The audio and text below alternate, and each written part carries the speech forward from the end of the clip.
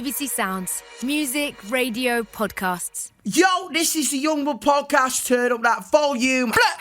Hello, how are you all doing? Happy! 2020 was pretty crap for all of us, right? It's not just me. I hope it's not just me. And my guest this week wanted to talk all about that. Phil is 29 and he's from Derby. In March last year, he broke up with his girlfriend and had to find a new place to live.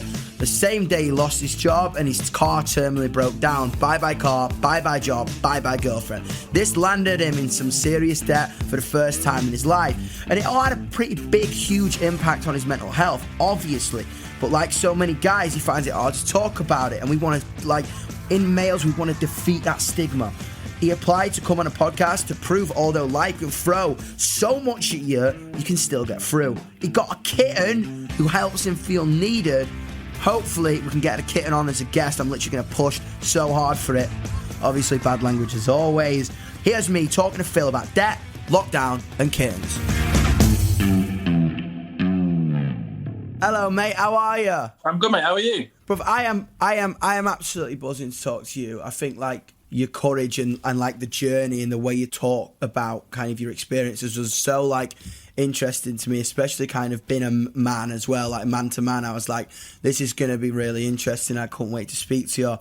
So you had a bit of a hard March 2020, right? Yeah, I mean, I say I've had a hard March 2020. I don't think anyone had a good March 2020. No. But yeah, so the back end of 2019 into 2020 was just chaos. It was one of those sort of snowball effect things. One thing happens and another thing happens and another thing happens. And I find myself within the space of a couple of weeks without a job. My car broke, terminally broke as well. And just moving into a flat that I was going, oh, okay, cool, I've paid the deposit to move in, but I've now not got a job, so how the hell am I going to afford this?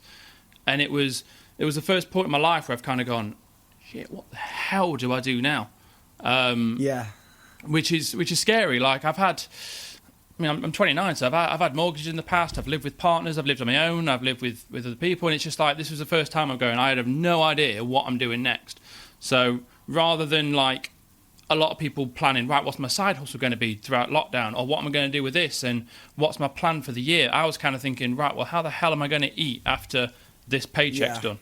So it was a challenge, I guess we'd call it. It's so crazy because I think it can happen at any point. It's not literally when you have an unsure moment in your life, it's not just an 18-year-old's problem. It can literally be a 65-year-old's problem. People who come to my shows, everyone sometimes goes Youngblood's such a young thing. It's it's absolutely not. I was literally speaking to a 65-year-old guy who had been gay his whole life and had never had the outlet to kind of be physically who he was until kind of meeting other people like him and speaking to a 23-year-old about that and kind of getting perspective from everyone in life. So I couldn't wait to speak to you about that. That last year was so hard for a lot of people, and you were saying that you'd never struggled that much financially. That must have had a massive toll on your mental health, right? It is, yeah. I mean, I've always been a bit iffy with regards to that anyway. I think everyone's had the struggles, haven't they? But yeah, being at the point where it's this isn't a matter of can I afford to go out with a few drinks with my mates at the weekend? This was which bill do I choose not to pay? Yeah. And which is a very, very, very weird feeling. It's almost back to just being on sort of primal instincts of, right, how the hell do I get by? And I'm one of these people, I try and find joy in everything I do, whether it be work, whether it be friendships, whether it be how I spend my evenings during the week. I try and find joy in everything. So when you're struggling to even do that, yeah, it's baffling, really. So it takes you to a bit of a dark place. But then obviously when you go to the dark place, there is a route back out. Completely, I think that's it. And did you get to speak to your family or friends? How are you? Are you quite an open person? Do you speak a lot about your mental health, or do you find it quite hard? Yeah, so I am quintessentially British and quintessentially a bloke in his 20s, which kind of explains everything. So if anyone was to meet me, even in my sort of darkest bit, they'd have gone, oh, Phil's such a positive guy, he's so out there.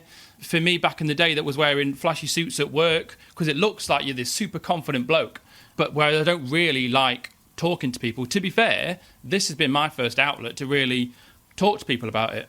I might have spoke to my partner and my family about, oh yeah, I'm struggling with this, I'm struggling with that, but never really gone into depth of it, because you don't want to come across as that person. Even in your lowest, you still want to be you want to be there for other people. I relate to that so heavily because it's so hard when you have to just switch it and kind of run off adrenaline almost to radiate the perception that everything's all right, because my mental health is absolutely rock bottom most of the time, and I think as a dude and as a man, it's so hard to kind of, it's so mental that we're still even talking about that in this day and age. But I don't know what it is. I think it's just that British stigma, that British male stigma, that you've got to be all right or you're weak. And it's actually not. I think to kind of hold your hands up and go, do you know what? I don't think I am all right and I need help is a sign of strength to me. And I can just see it, man. You're literally like anybody at home, like you are radiating off the screen right now. There is something about you that has this shining positivity that I kind of don't see in a lot of people. For me, it was all sort of like, when I got to that dark bit, it kind of, you say talk about going off adrenaline, even that was sort of defayed. But then I start realising, right, well, I'm almost messing up my current relationships that I've got with my partner or with my brother who's really close to me.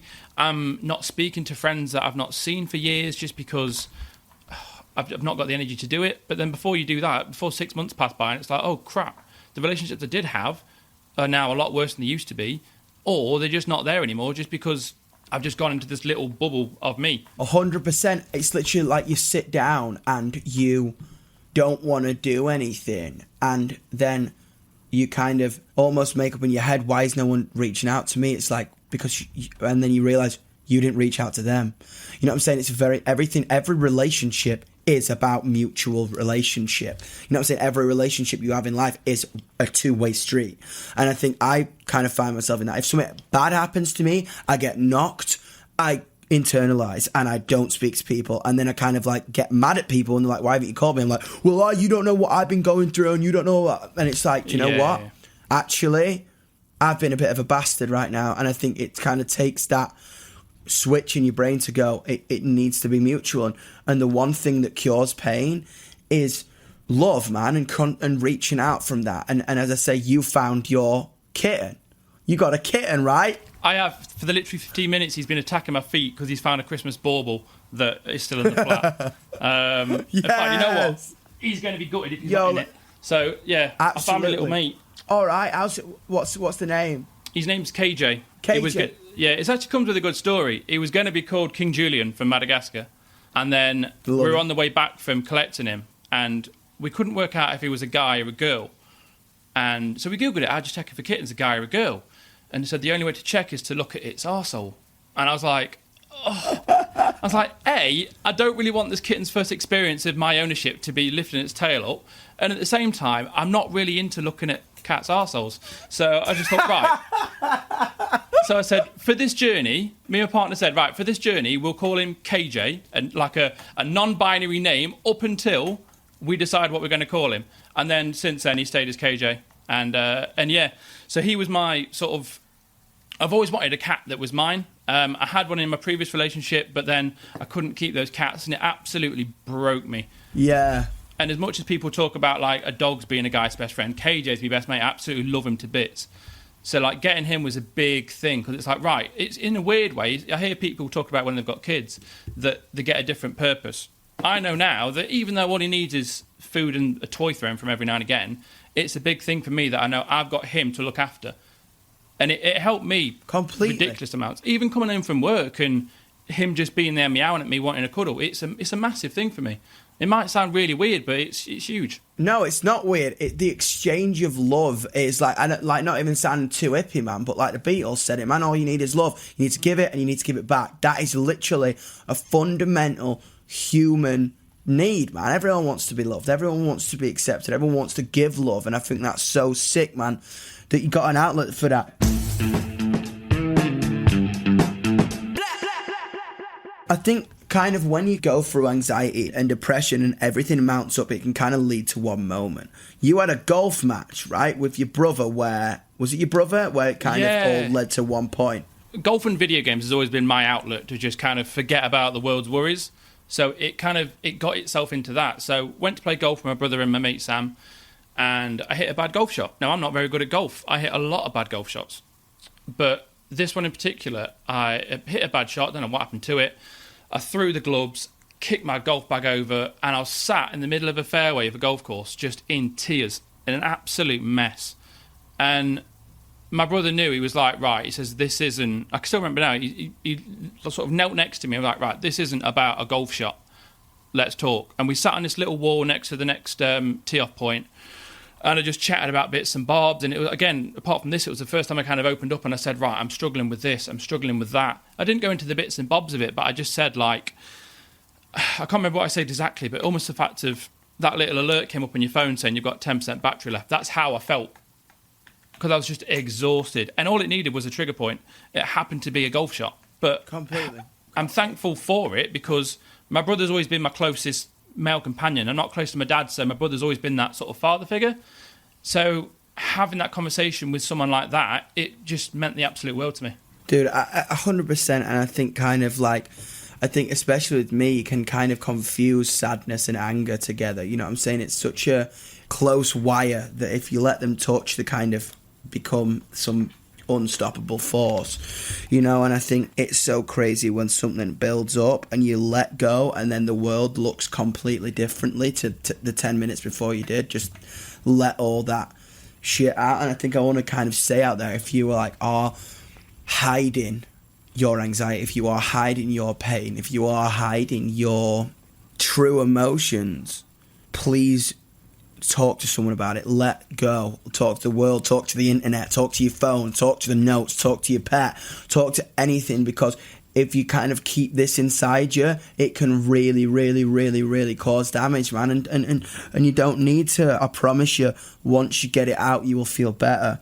That just going back to KJ, man, like, I think that is just so sick that you've found something that's kind of bringing you out of the tunnel a little bit.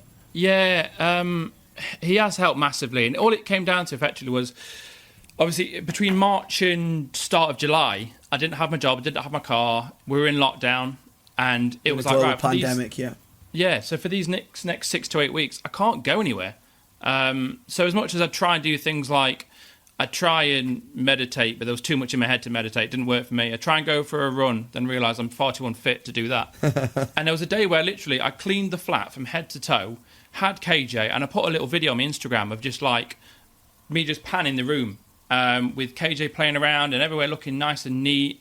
And my games console was plugged in. There was football on the telly, and it was just like, I'd gone through that dark bit, and it was very much like, right, we're here. We're not exactly where we want to be. Let's just start building up from that. And it changed my mindset to a lot of things, because I used to be awful at it. I used to be that guy sitting on social media, and it's funny how you mentioned the difference between sort of sadness and anger. I'd look at people that are my age, went to school with me, and they've got kids, and they've got wives, and they've got amazing jobs, and they're self-employed, and they've got lovely cars. Rather than sort of looking at it and going, oh, well done to Joe Blogs, or oh, I'm so happy for them, I'm like sitting there going, oh, well, fuck you, or you were lucky to get that, or this and that. And it's a horrible feeling to be. So I took a step away from that sort of social media life, because there's nothing on there that is necessary. Granted, everyone talks about you put your best life on Facebook and whatnot, but it really didn't work for me, looking at people, and rather than being happy for people, I'm always jealous, which is no good when you've had a really crappy few months and you're down where I am, to be the jealous of people. Everyone's got obviously their own past that they've gone through. So yeah, it changed my mindset a little bit with regards to stop comparing myself to other people. I may be 29, but I don't know where I'm going to be when I'm 39. I don't have to be in the same level as A, B and C. That is literally it, man. It's like, this is a journey, and like nothing is going to be done like someone else did it before. As I always say, man, you are completely individual and completely extraordinary just by existing. Because there's never been anyone like you. There will never be anyone like you, ever. And that's just such an amazing... Dude, like, what you just said, like, it, like, gave me, like, goosebumps, man. Like, that's so inspiring to me. Do you know what I'm saying? I think even as me as an artist, bro, like, I know, like, whatever we can talk about, yeah, well, he's a pop star, what does he know? It's like, every single day I look around me and I need to keep my blinkers on. I think that's a fact of life. Keep your blinkers on. Keep looking forward. Don't look to the side because you're going to trip up. Jimmy Iovine said that. He said, if you look to the side, then you're going to trip up. Don't look at what other people are doing. Focus on yourself, because like, unless you love yourself and unless you have that acceptance for yourself, you ain't gonna love anybody else. That's what it's about. It's about finding that inner peace and that solidarity, man. Bruv, like, you just took, like, kind of even just like what you just said there, man, just gave me such a a warm feeling in my tummy, and it's going to make me kind of reset a lot of things that I do. Because I think if you fight anger with anger, there's only going to be more anger. If you fight jealousy with jealousy, there's only going to be more jealousy. If you fight it with a sense of love and a sense of happiness, no one can hurt you, no one can touch you, no one can damage you. Because if someone throws a ball at you and you catch it and you drop it, there's no game. Yeah, I very much sort of reset sort of I wouldn't say reset my ambitions. I'm still an ambitious person, but I'm now realistic in, like, even the past couple of months, I've realised that, living on my own in a nice flat in a nice area is too expensive. So let's go and look at a house share. So I move into that in a couple of weeks' time. Sick. You excited? I'm buzzing for it. I went to see it today, and I'm looking forward to it. I'm really, really looking forward to it. That social side of it will be great for me. But all the little things, like my car broke, but I finally managed to source another car sorted. KJ, I've already spoken about, getting the house share sorted. My job at him now, I'm doing all right at that. So, like, I'm gradually building back up again. But I've realised that it's not a click your fingers and everything sorted type thing. But I guess everyone deals with it differently. Some people go down the let me source out help route. I started doing that and realised it wasn't for me because it just made me go into a darker place.